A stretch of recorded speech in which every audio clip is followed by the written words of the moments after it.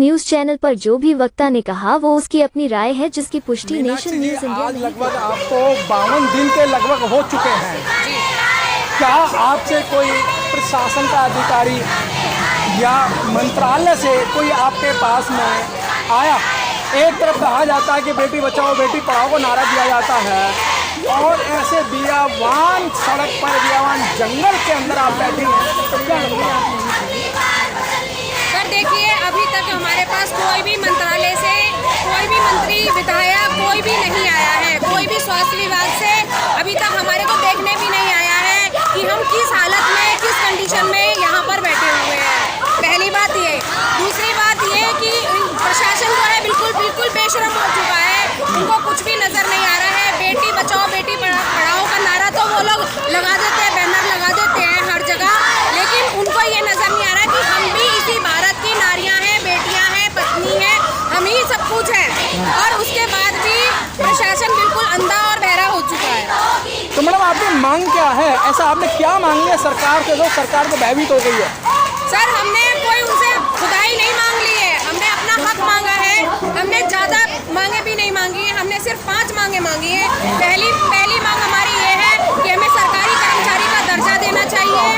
दूसरा ये कि जो हमसे पॉइंट पे काम करवाया जाता है वो पॉइंट मुक्त कर देना चाहिए। सरकारी कर्मचारी का दर्जा इसलिए देना चाहिए कि जो हम काम करते हैं वो सरकार का काम करते हैं, WHO का काम करते हैं, सारा काम हम स्वास्थ्य विभाग का करते हैं सरकारी, इसलिए हमें सरकारी कर्मचारी का दर्जा देना चाहिए। पॉइंट मुक्त इसलिए देना चाहिए कि हमारे पे 12 पॉइंट पे काम करवाया जाता है। वो 12 पॉइंट में से अगर 6 पॉइंट बनते हैं तो हमसे वो जो 3000 रुपये हमारे को दिया जा रहा है इंसेंटिव, और इंसेंटिव वो भी काट के 500 रुपये दे दिया जाता है। तो हम इस पे करें। दूसरा, जब हम देश की सेवा कर रहे हैं, हम देश की बेटी है, तो हमारे बारे में सोचना चाहिए। जब हम रिटायर हो या किसी वजह से हमें काम छोड़ना पड़े तो हमारे को 5 लाख रुपए राशि दी जाए या हमारे को गवर्नमेंट की तरफ से पेंशन दी जाए।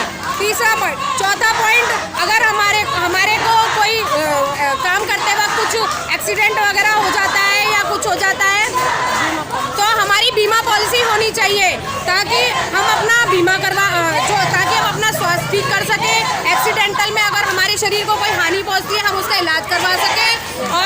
और ESI हमारी लागू होनी चाहिए, जो कि हमारी लागू नहीं है। मीनाक्षी जी, देखा गया है कि इंसेंटिव का भी मैटर आता है कि जब आप काम करते हैं तो आपका इंसेंटिव लगता है, उसमें ANM और डॉक्टरों की मिली वक्त से क्या होता है कि उसको कम कर दिया जाता है, या आपकी सैलरी को क्या इंसेंटिव का मतलब क्या है?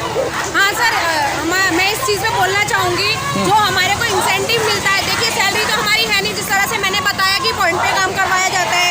जो हमारे को इंसेंटिव मिलता है उसमें से भी हमारा इंसेंटिव काट लिया जाता है। अब हम ये नहीं कहेंगे कि डॉक्टर के थ्रू काटा जाता है या ANM के थ्रू काटा जाता है या पोर्टल पे चढ़ता ही नहीं है। हमें तो ये पता चला है कि पोर्टल पे बहुत सारा इंसेंटिव आया हुआ है जो कि हमारे को मिल भी नहीं रहा है। हर तरह की हमसे स्क्रीनिंग करवाई जाती है, जच्चा बच्चा की स्क्रीनिंग कराई जाती है। 1.5 महीने का जो बच्चा होता है उसकी जब हम देखभाल करते हैं, अगर वो माँ यहाँ से चली गई तो वो पैसा भी हमसे काट लिया जाता है।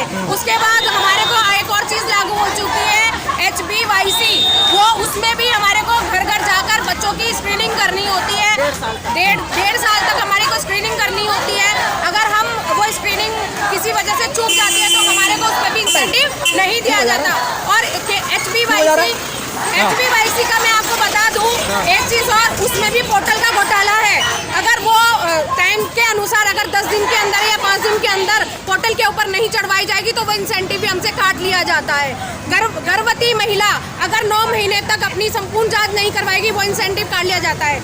अगर उसकी हम 9 महीने तक देखभाल कर रहे हैं और अगर वो डिलीवरी के समय किसी और एरिया में चली गई तो वहाँ से भी हमें डिलीवरी का पैसा नहीं मिलता है, HBMC का पैसा नहीं मिलता है, HBYC का पैसा नहीं मिलता है।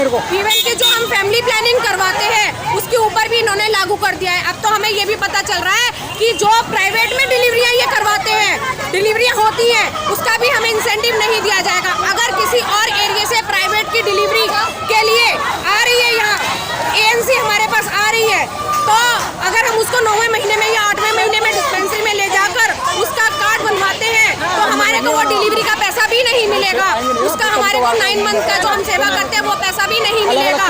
हमसे हमारे ऊपर बहुत ज़्यादा शोषण है, हम लोग इस चीज़ से बहुत परेशान हैं। गवर्नमेंट से तो है ही है, लेकिन जो हमारे नीचे के आला अधिकारी हैं, बहुत सारे आला अधिकारी, मैं नाम नहीं लेना चाहूँगी, बहुत हमारे पे टॉर्चर करते हैं। अच्छा एक चीज़ और, अर्जेंट में हमसे हर चीज़ मांगी जाती है कि अर्जेंट दो, अभी दो। बेशक से हम अपने घर में बीमार पड़े हैं तो अभी वो हमें ये कहेंगे कि आप अभी आइए, अभी आके हमारे को रिपोर्ट दीजिए। उसके बाद हमारे को बोलेंगे अगर हमारा बच्चा घर में बीमार पड़ा है, हमारे घर में घर तो हमारा भी है, बेघर तो हम है नहीं, ठीक है, घर हमारे भी है, हम भी अपने फैमिली को देखते हैं, हम भी भारत की नारी है, इंसान है, हमारे बारे में भी कुछ सोचिए। हर चीज़ अर्जेंट में मांगी जाती है। अगर हम उन लोगों को ये बोलते हैं अब हमें अर्जेंटली कोई मेल दिखाइए या कुछ दिखाइए, तो वो हमारे को नहीं दिखाते हैं। तो मीनाक्षी जी आप कब तक बैठेंगे? सरकार सुन नहीं रही है आपकी, सर त्योहार आपके सिर पर आ गए हैं, तो कब तक बैठेंगे आप लोग? सर हमारी अनिश्चितकाल हड़ताल है, जब तक सरकार हमसे हमारी मांगों को नहीं मानेगी हम ऐसे ही बैठे रहेंगे, ऐसे ही धरना प्रदर्शन जारी रहेगा, ऐसे ही आशा वर्कर आके यहाँ पे धरना देती रहेंगी। और अब तो हमारे को दूसरे स्टेट की आशाएं भी आकर जो है समर्थन दे रही है और हम भी उनको समर्थन देंगे। अब खाली हम दिल्ली की आशा वर्कर ही नहीं बैठे हैं, हम पूरे देश की आशा वर्कर बैठे हैं, क्योंकि हम हर तरह से प्रशासन से परेशान हो चुके हैं, हर तरफ से परेशान हो चुके हैं। ठीक है मैडम।